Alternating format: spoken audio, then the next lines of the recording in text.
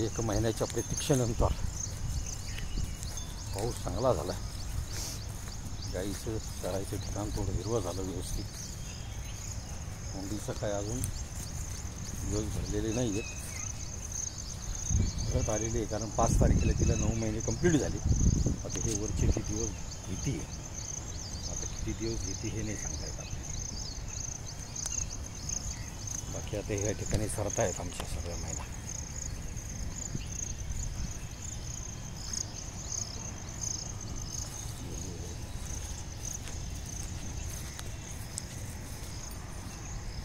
अशा मुक्त वातावरणात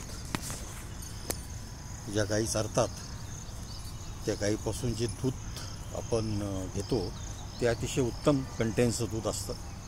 कारण सगळ्या प्रकारच्या वेगवेगळ्या प्रकारच्या वनस्पती ह्या गायी